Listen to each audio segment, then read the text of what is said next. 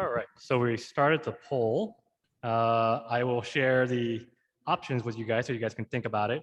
The options are currently you're an entrepreneur yourself, you're aspiring to be an entrepreneur, you're an investor, you're in marketing, or you're a designer, maybe UX designer, for example, you're a software developer. The other category that we don't have here is other, but the other one is everything else that doesn't fall into those nicely neat categories.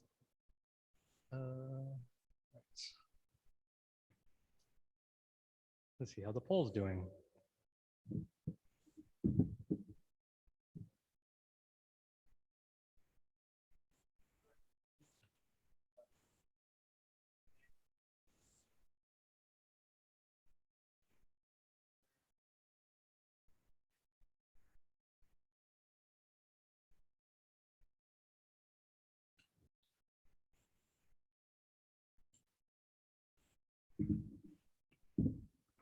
So the results of the poll from folks online are 5 entrepreneurs, 3 people looking to start their own venture. We got 1 investor,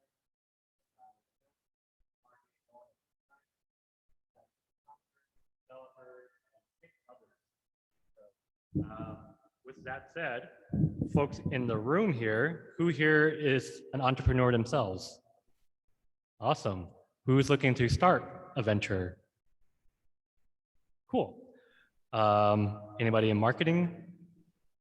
Nice. Any designers, like UX designers?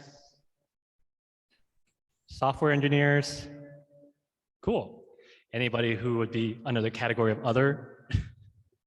Also, well, I'm going to quickly say that if you want to know what the other is, you can find these people afterwards when we do the mingling. So nice little pitch for that. But thank you for entertaining us with the poll. Again, like the whole spiel behind, the whole idea behind that is just kind of show how diverse this community is and really kind of showcase that different people can be really drawn to this community. So, and we can support each other, which is really the big thing. Another great place to do that is through the Slack channel. If you're not already a part of that, you can join at madeina2.com/Slack. It's really kind of a great place to find out about new events that are popping up or any job opportunities or just asking questions like, I don't know, like business taxes or looking for an accountant or something like that. Or do you need business insurance? There are a lot of people in there looking to provide help and support. So moving into the format for tonight, we have 3 amazing like startups talking. They're going to have 5 minutes to present their business to everybody. After that, we'll do 5 minutes of Q&A. If you have a question and you're obviously here, you can come up to the mic over here. Just be careful for the wires and don't kill yourself and ask your question. For those online, just feel free to type those into the chat. I'll be monitoring that and reading them out loud. And yeah, then after that, we'll have community announcements. So if you are looking to hire or you have a meetup yourself that you want to announce, you can think about those now, but you can come up to the stage and announce your event or whatever it may be, or if you're looking for jobs. And then afterwards, for those who are in the room, we'll have some networking and hanging out. We'll have some food delivered about around 7:30-ish. For those online, I'll open up some break rooms for you to hang out with each other there. I can't virtually deliver you food, but that's maybe someone will solve that in the future. All right, so getting close to my end of me talking here, which I'm sure everybody wants. So before we jump into that, I want to thank our sponsors, starting with A2 Geeks, Roger Rails, our co-organizers at the Entrepreneurship Clinic at U of M's Law School, and of course, Ann Arbor Spark. And I want to give a special thanks to the folks here at Forum for hosting us in this awesome space. Afterwards, if you want, and you haven't been around here, it's a really cool space. So they'll happily give a tour of a unit that's available to check it out. And you might see around here too, there's the main mobility like vehicles. If you're in and around Ann Arbor downtown, they're already doing the free shuttle. So I haven't personally tried it out myself yet, but I'm looking forward to it. So if you haven't, you should check it out. Anybody here has ridden the main mobility shuttles yet? Cool. All right, so then there's that. And We will move into our lineup tonight. So first up, we have Sarah from Culturewell. Culturewell monitors hospitals for germs to reduce healthcare-acquired infections through their subscription-based sampling, laboratory process, and germ risk profile. So help me welcome Sarah to the stage.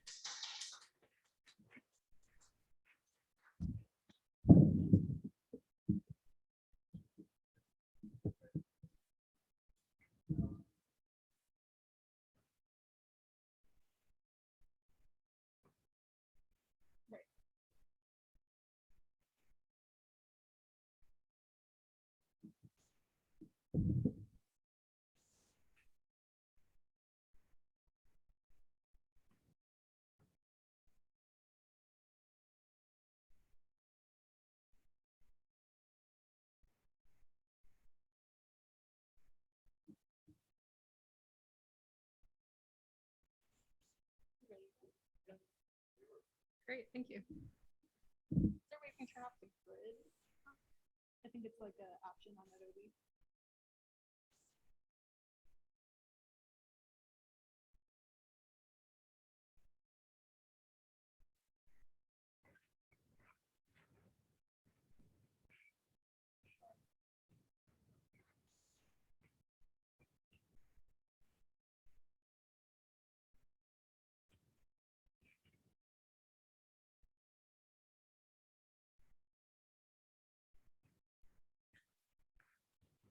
Awesome, thank you.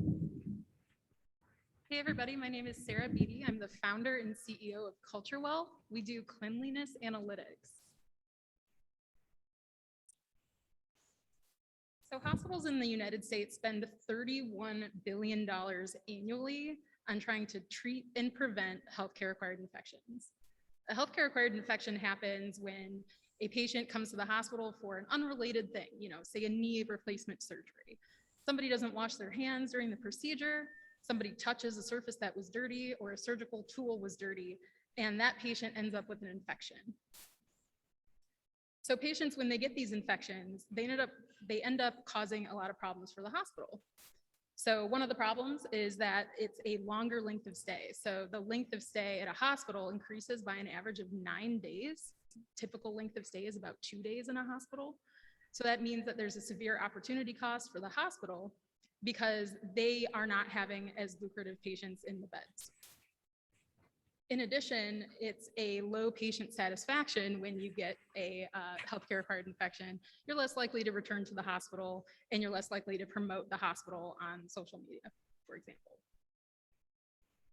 So our solution is we help healthcare administrators and hospitals monitor their environments for germs through air, water, and surface sampling. We do that in our laboratory facility, analyzing those things for germs. And what we do is we provide healthcare executives with a really awesome, actionable dashboard recommendations, as well as a risk profile based on the germs that are growing. Because one of the major problems that we have is that we've got supply chain issues with hospital cleaning supplies. We've got staffing issues where people aren't available to clean the rooms, and the rooms take a long time to turn around from patient to patient. So our process is when we engage with a client, we go through sampling and transport. We do processing. We provide an 18-hour preliminary result so hospitals can take action as soon as the bacteria or other germs are growing, which is an industry differentiator, by the way.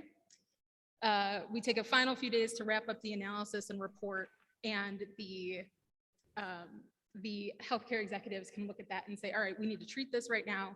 We're going to take action. We're going to clean this surface, this patient bed more frequently than we otherwise would, because instead of that, we're cleaning everything.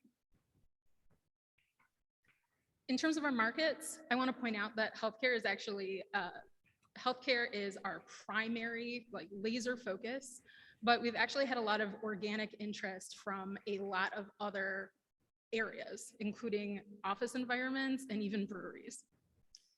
So We have specifically targeted our serviceable addressable market as within 100 miles of Ann Arbor, just because we're really bootstrapping as much as we can right now. But our technology is industry agnostic. So we don't have to modify anything except for a value proposition and some recommendations to go into another vertical like an office environment. Where are we at today? We've got manual methods right now. We're in beta. We've got a single paid pilot. We're bootstrapping everything, as I mentioned. We do have an operational lab, and we're looking to move into our seed round, which will allow us to increase capacity, do air sampling for COVID-19, water sampling, and hone our entire logistics backbone. So then we can move into aggressive expansion, moving nationwide, and then eventually internationally.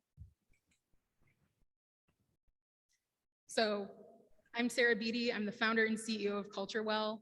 I've got 10 years of experience managing healthcare and environmental laboratories. I've got 8 years in management. Right now, I'm looking for a technical co-founder to help me with a lot of coding for an app related to sampling, as well as building our entire tech stack in our dashboard. We also have a need for a bioinformaticist, and in general, we're looking to make connections with people who might be interested in working with us. Finally, we are looking for additional beta test sites. We'd love healthcare clients, but if you think that we could really make a difference with your company or somebody you know, let us know. Because when it comes to our value proposition for things other than healthcare, it's really about increasing consumer confidence in a time of COVID. Thank you.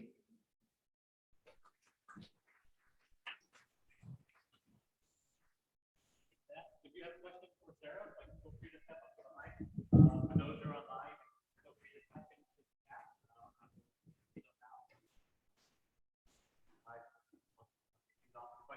Sure.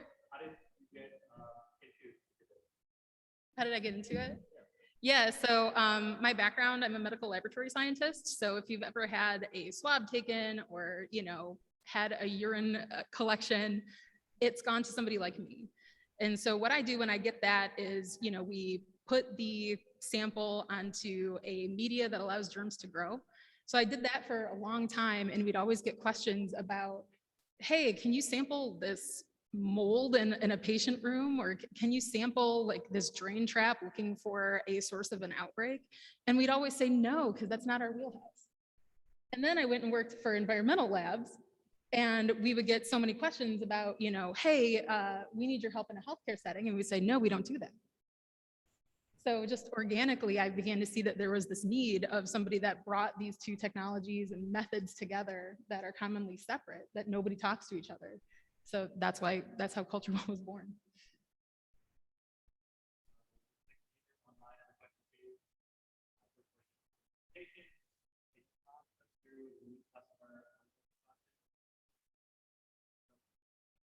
Oh, wow. Thank you for that question. So our business model is the following. We initially connect with a client. We will often go on site to see what their business needs are. We will make a preliminary assessment. So that's a little bit different based on where the, what industry the client is in. So in terms of healthcare, we would engage with ideally an infection preventionist or a medical director. They would walk us around a small area of their facility that we would do for our initial sampling to do a proof of concept. We would then schedule a sampling event, if not doing it that day, after the contracts and everything had been signed. Eventually, what we'll do in terms of a larger nationwide expansion is that we'll have regional contractors that go through an intensive qualification process to be able to be a sampler for us. So that's how we're going to be able to grow without having, a sizable presence or a lab in every state. And thankfully, our technology allows us to do next day air shipping for all of those samples, and those samples are stable so we can recover them in the lab later. Sure. Here, let's see, if you don't mind sharing who your alpha customer is. I would love to, but that is confidential. Okay.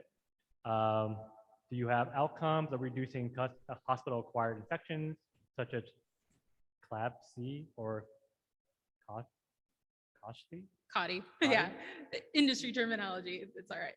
So I know that it will work. That's why we're looking for pilots, is to really do that proof of concept. It'll get us a white paper, which will really allow us to sell into healthcare. Last question on here. So for now is, how often do you need to collect samples from a site to remain effective and to stay ahead of new germs? Yeah, so what we start off with is a monthly based sampling.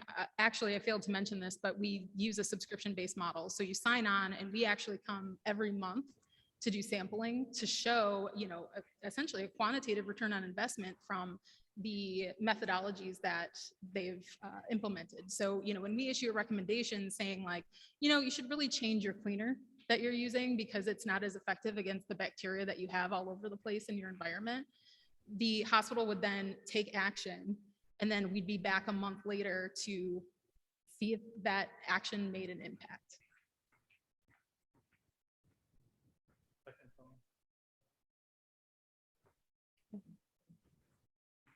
Sure. I'll repeat it. Yeah. Yeah, so the question was, what is the competitive landscape? Thank you for asking that.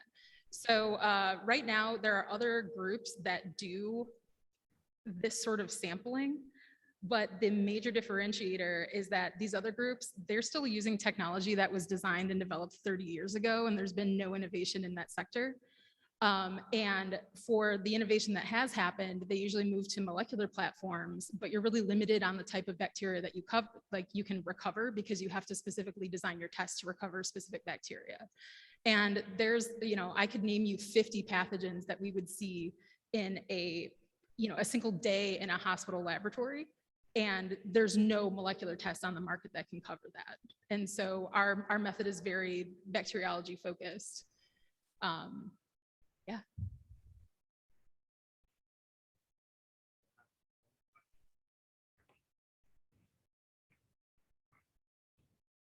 Cool. Actually, one last question. Do you mind repeating your ask? Sure. So my ask is that we're looking for at least 2 more pilot clients, ideally in healthcare, but at this point, I really just want to work with people so we can demonstrate proof of concept. And then I'm also looking for a technical co-founder, as well as other potential applicants that I can bring on as my founding team. Thank you.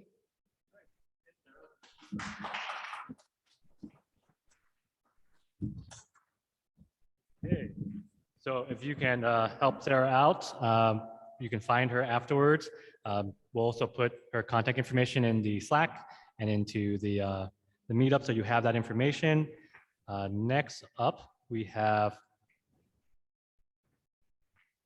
Karl Wood, who started KCI MEDIA7, which is an automotive platform for businesses and automotive enthusiasts that uses augmented reality to visualize products before you purchase them. So help me welcome Karl to the stage.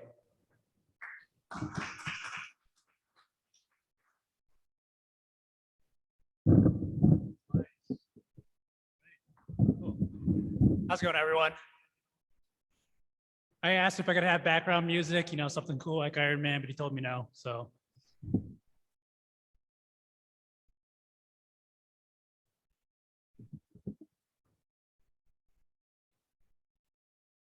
All right, cool. Thanks for coming, everyone. My name is Karl Wood. I am the founder and CEO of KCI MEDIA7. We are a software company. We're based out of Michigan. We're just south of Detroit. And we are building an app. So our app is called Arbor. So that's short for augmented reality automotive. And, start things from, from the beginning, what's the problem? What are we solving for? So I'm actually a full-time automotive designer. I work for a tier 1 automotive supplier and I design cars.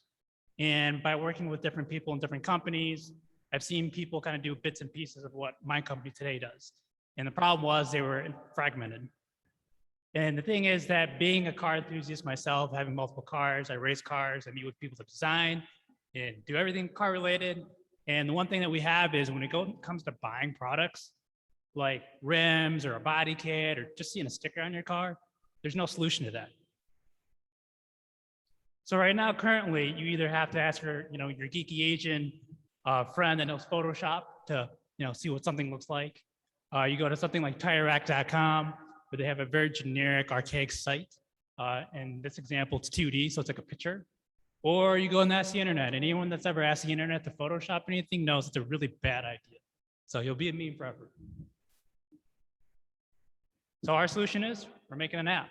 So we're really basically blending the line of solving that, it looks good in my head, but will it look good in reality, right?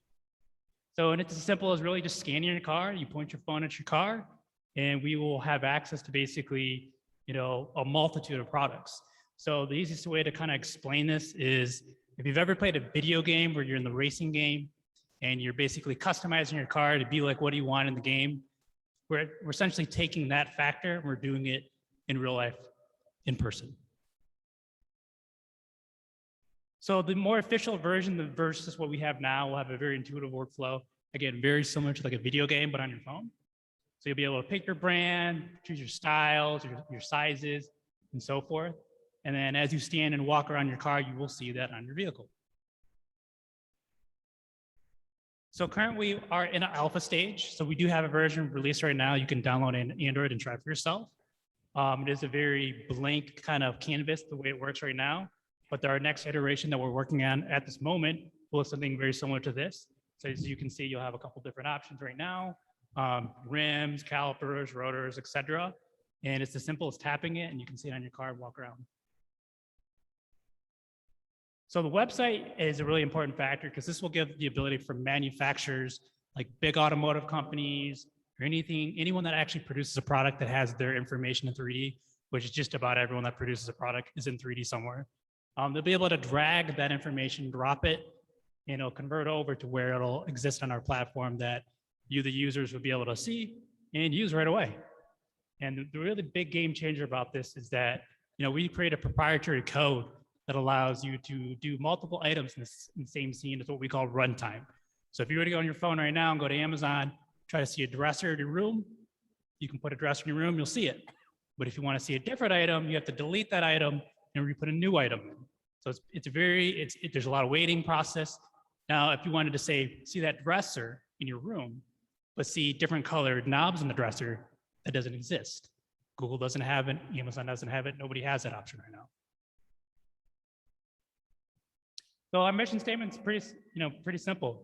We're just trying to create a more intuitive ecosystem for automotive aftermarket enthusiasts to make easier, smarter purchase decisions, taking out all the guessing work. So our focus is obviously users and the manufacturers. Users for the obvious reason to be able to use the app to see these products on their cars before they buy it.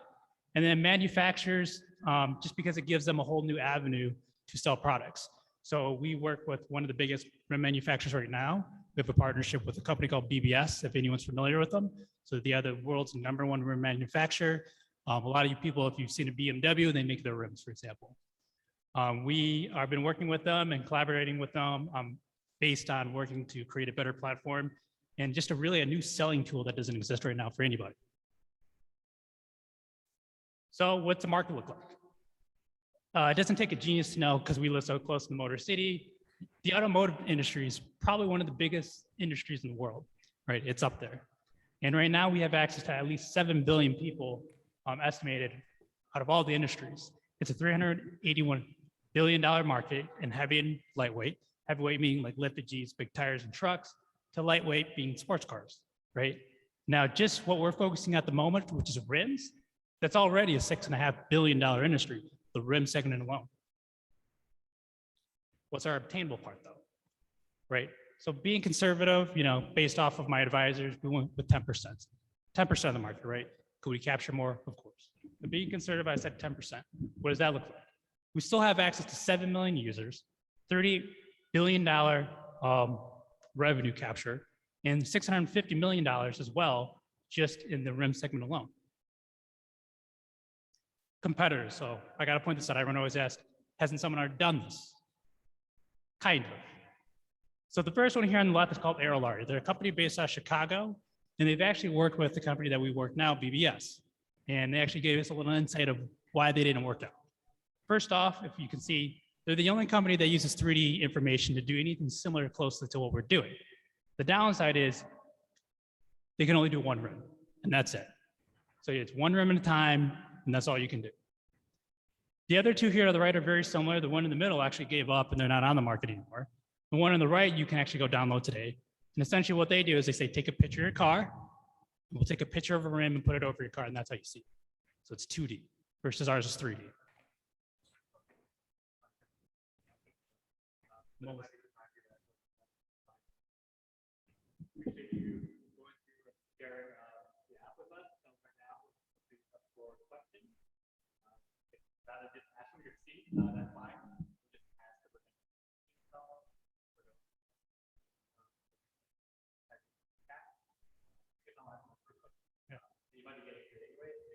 Probably.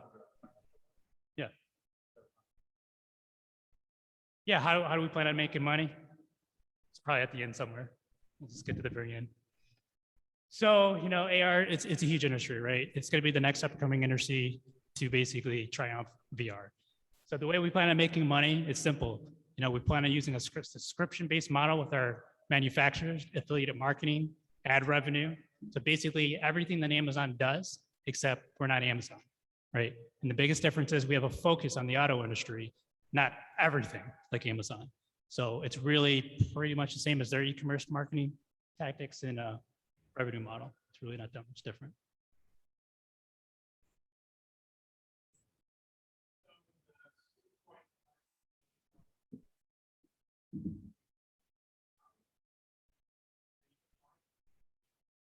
No. So we're basically creating a platform like an Amazon or an eBay where we don't make the products. The other people do. The difference is they can use our platform to be able to essentially use their 3D information that they have that makes up that rim. They drop it on our site and you can pull out your phone, put out your card, walk around in 3D and see it, right? So we're just a middleman to help that out.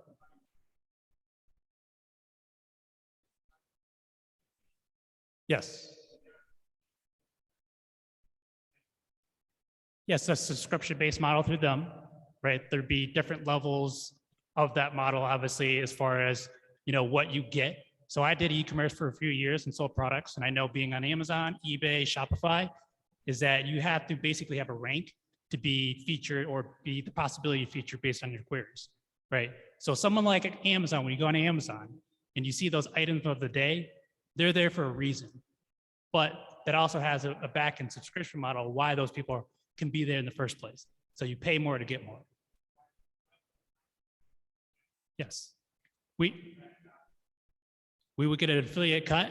I mean, right now we're sitting at 10%, but it'd be an affiliate cut. So there would be the ad part. So if they were featured of the day, like if they were the feature of the day, essentially, that's a part of our ad process. So if they're not featured, obviously we wouldn't charge them.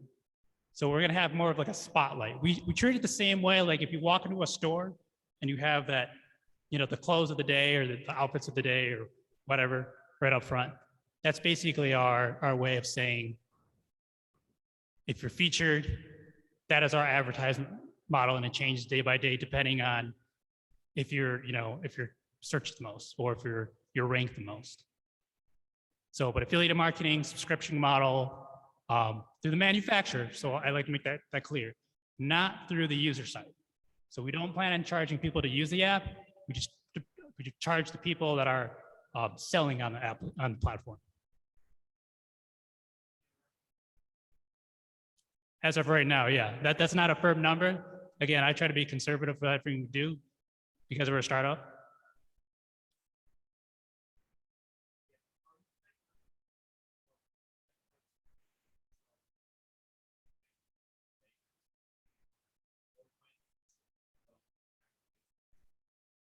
No, we don't plan on being the distributor right now. That is not something in our wheelhouse at the moment. Simply just being the enabler to have people see their products in 3D, right?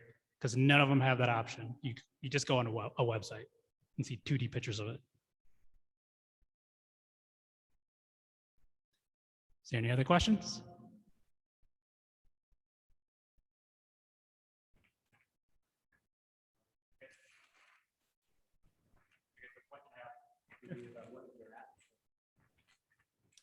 Yeah, I mean, so I didn't get to the very end, but go back. So this is our team. So basically, we already have a couple of software developers. We work with, again, some pretty well experienced developers here, security engineer, and our best on here is our friend Tim. So he works at Google Miami. He's the one that's been leading us as far as strategy right now. So he's the director down there in Miami. And per his advice, we need a couple other software engineers to basically build more of the back end. So people that know how to do stuff with basically any kind of full stack type development, right? So currently right now, we're working through our conversion tool. That is the tool where if someone wants to sell it, they basically drop a 3D model on our page, and it'll convert over so it shows up on your phone, right? So we're really just software developers at the moment.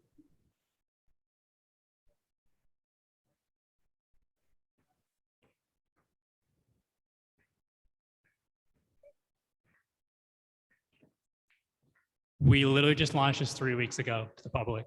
So I announced this 3 weeks, created all our social media, announced to everybody what we're doing. And then come this November 1st, we're gonna be launching our Indiegogo, our crowdfunding, of course.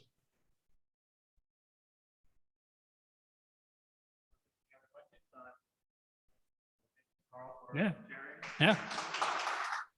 You can come find me after if you want a demo. I can show you in here.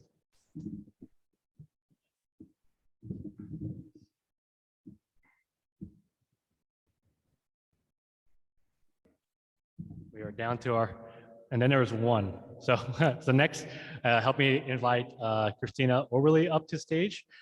She's with Signal Advisors. Signal Advisors is reinventing the IMO through technology that makes financial advisors' lives easier. So again, let's welcome Kristina to the stage.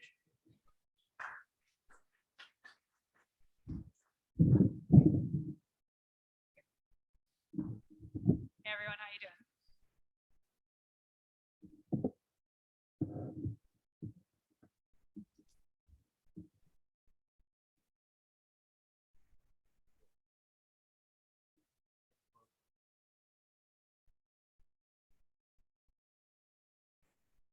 All right, thanks everyone for coming today. My name is Kristina Oberly. I lead people operations at a company called Signal Advisors.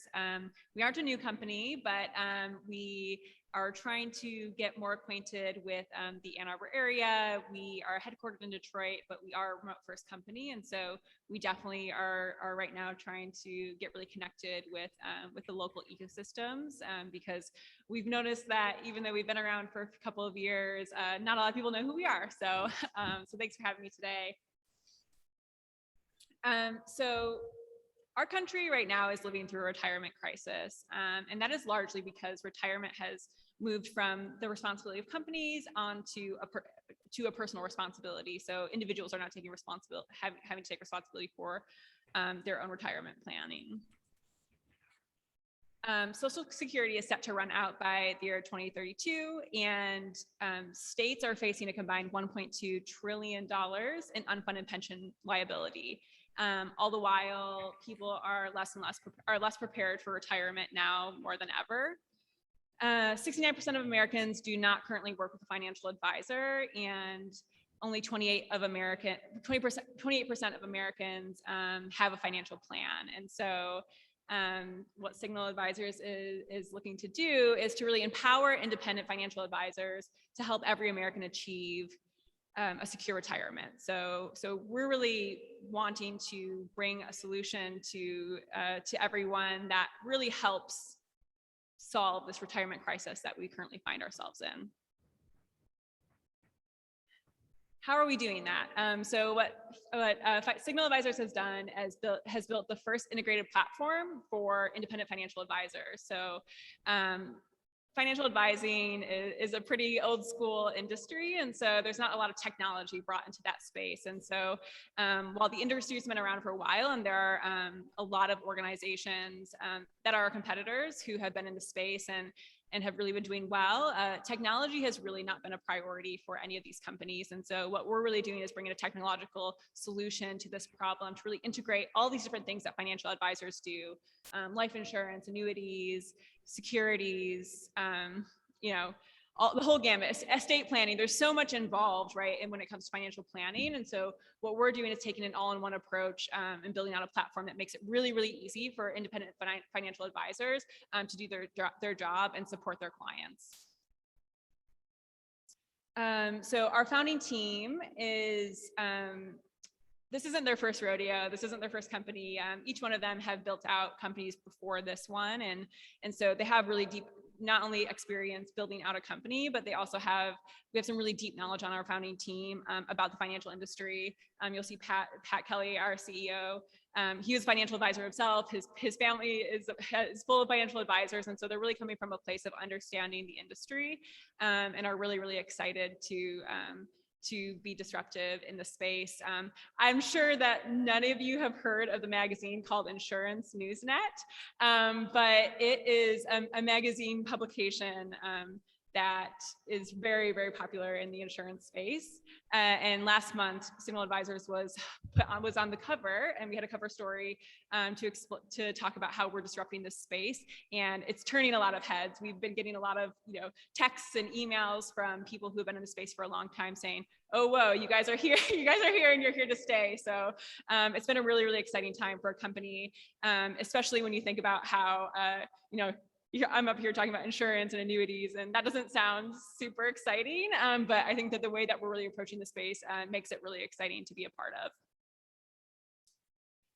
So just to give you kind of some context into what's happened with our company in the last 18 months, our team has grown 5 times the size that it was 18 months ago. We're now at 80 plus team members, and we're growing every single day. Every single week, we are adding new team members to our company. We've increased our customer base 10 times in the last 18 months, and we're continuing to add new advisory firms and provide new services to those advisors. And we've increased our fundraising in the last 18 months tenfold as well, and we currently have had a total of $50 million in funding. So like I said, our team is growing. We currently have 23 roles open, and that number is probably going to increase. And so we're really looking for people who, like us, are obsessed with finding a better way. It's really, really important for us as Signal Advisors to continuously improve in these spaces that have stayed really stagnant for a long time, and we're really looking to disrupt that space. And so we're looking for people who are interested in being part of that. We have a really diverse group of diverse team at Signal Advisors. We're getting close to having 40% women on our team. That isn't felt across the entire organization, for example, in our engineering team, but that's something that we're really, really committed to. Our engineering team is pretty diverse for typical engineering teams, but we have company-wide initiatives that we're working on to really make changes in those areas, specific DE&I initiatives. So we're really, really committed to that as an organization. We really are looking for people who want the opportunity to architect their own impact at our company, as well as really build a vision for what this company could look like in the next 5 years. Like I said, our founders have done this before, and so as a team, we're really looking to build a better business, a more sustainable business. And so if you're looking to be part of something like that, we'd love for you to join us. As I said, I'm Kristina Oberly. I lead people ops, so I have my contact information there. And we also have our head of recruiting, Chad. He's on the call, I think, here as well. And so if you're interested in learning more about our company, know somebody who might be interested in joining a team like ours, we're hiring in lots of areas: software engineering, marketing, and more. So please feel free to contact me or check out our website for more information.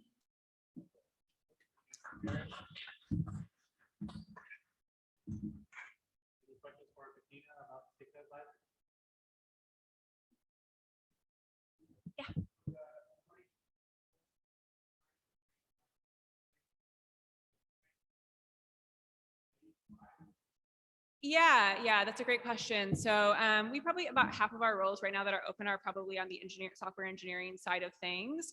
And then from there, it kind of breaks down. Again, we're looking for some marketing people. We do have some entry level roles. So if anybody is, coming out of college and like looking to get into a fintech company or any sort of company and really learn more about this industry. We have some entry level roles as well. Then we also have some, probably I'd say like 25% of our roles are like really industry specific, like to the insurance, business side of things. So if anyone has that expertise, we definitely need that as well.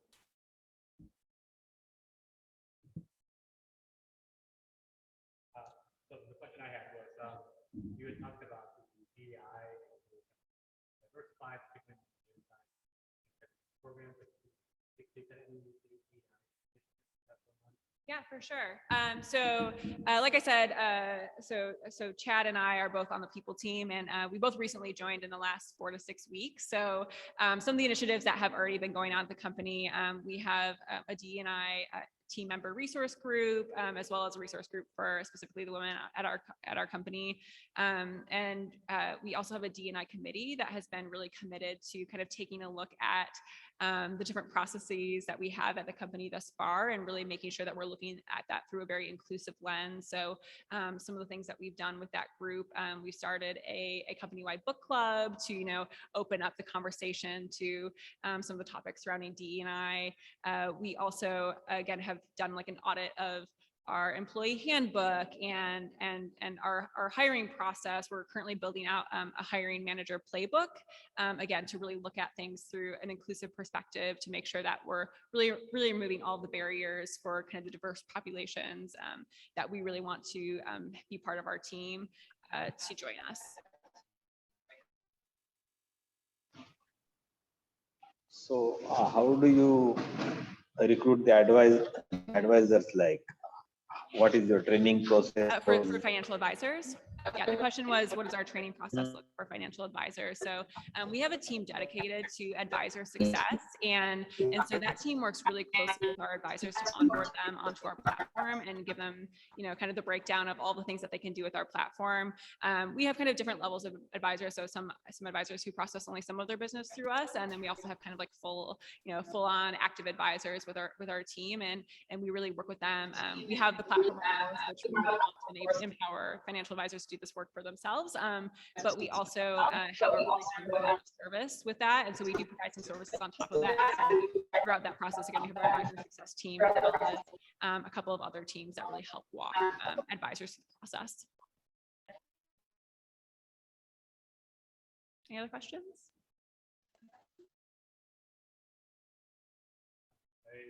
Another question I had was,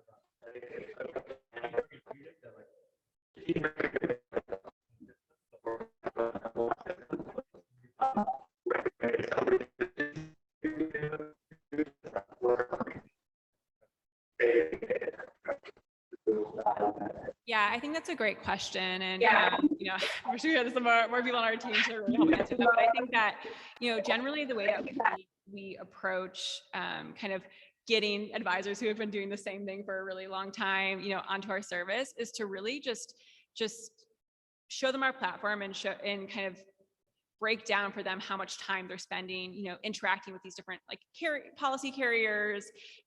There's a lot that goes on in managing these systems. And so we really try to break down like how much time that they'll save working on an integrated platform.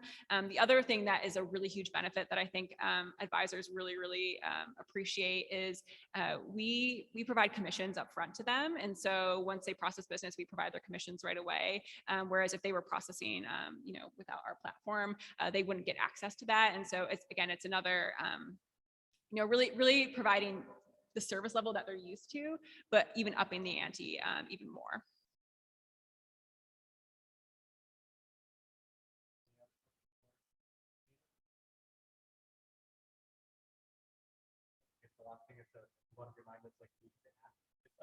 Yeah, it is. Our team is growing. We have 23 open roles, and we're probably going to have even more up there. And so, my colleague Chad and I on the people team, we really would love for you to, if you're interested in learning more, if you know somebody who might be interested in getting involved in a growing tech company in the area. Again, we're remote first, and so please feel free to contact us. Chad and I both had the same experience. Again, we're both new team members to this company. When we both saw what Signal Advisors did, we were like, that seems a little weird and a little boring, but I promise you, we have a really, really exciting and like fun team. And so if you're interested at all, we'd love to talk more.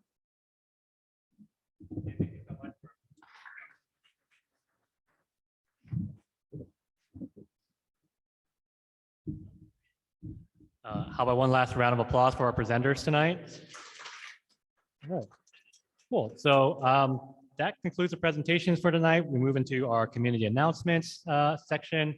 So if you have a community announcement that you'd like to share, please feel brave and come up to the stage and announce it. So it could be a meetup, or if you're looking to hire as well, or if you're have a service or a job or something like that that you want to offer up, this is your time to do it. So feel free to come up on the stage. Or if you're on the chat, you feel free to chat it, and then we'll share it with everybody here. While folks are building up the confidence and courage to share their community announcement, I will announce that our next A2NewTech will be on November 16th at 6:30 here at Forum as well. I will quickly mention that the one in December is canceled just because it's on the week of Christmas, and I highly doubt anybody wants to come out for that. But do come out for the next one, because it'll be our last one for 2021. Again, November 16th. If you're interested in pitching or presenting yourself, feel free to either talk to me afterwards or shoot me an email at hein@a2newtech.org. Or you can join the Slack group and slide into my DMs there. But yeah, any other community announcements that folks want to share? I'll step away from the mic. Sorry, I'm sure you guys are sick of hearing my voice at this point, but outside of my job at Signal Advisors, I also run an organization called Shine and Rise. It's a local community group that's really centered towards women in tech. And so if you're a woman in tech or know a woman in tech who's interested in looking for a community of women to just for support, really cultivating those connections and really elevating each other, we'd be happy to have you. It's free to join as a member, and we really welcome anybody who's located or their company is located in Michigan or the surrounding Midwest areas. Sarah's one of our members, and we have a really, really great group of people there. So let me know if you're interested in that as well.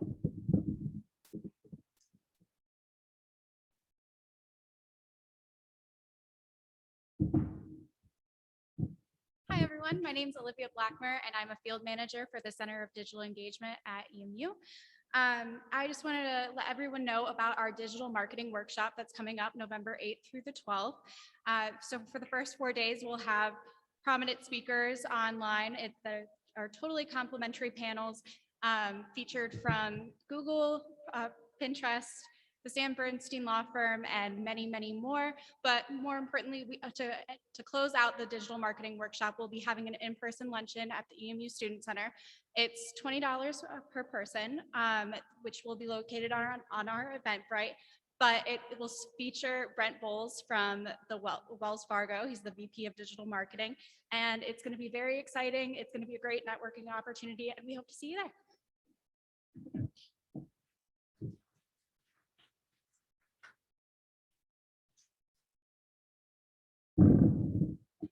Hi, I'm Dan. I analyze autonomous vehicle data during the day, and then for fun, definitely not during work hours, I analyze sports data for fun. How accurate does everybody think Las Vegas is over, say, the past 10 years when it comes to the over-under? If anybody doesn't know, the over-under is the bet that the actual total score will either be under or over the predicted total score. So over the past decade, how close does everybody think Las Vegas is to the guess? Say a number, say a point. Way less than that. They are, over the course of the past, actually 13 years of data, Las Vegas is within 1 point of the actual score. They are slightly over. And there's like the 99% confidence interval is less than 4 points wide. So I do some programming. I've built prototypes for organizational tools for fantasy sports. I'm looking to connect with other, I suppose, subject matter experts that are also technically minded. If that's you, or if you know somebody that fits that bill, I'd like to talk to them. Thank you.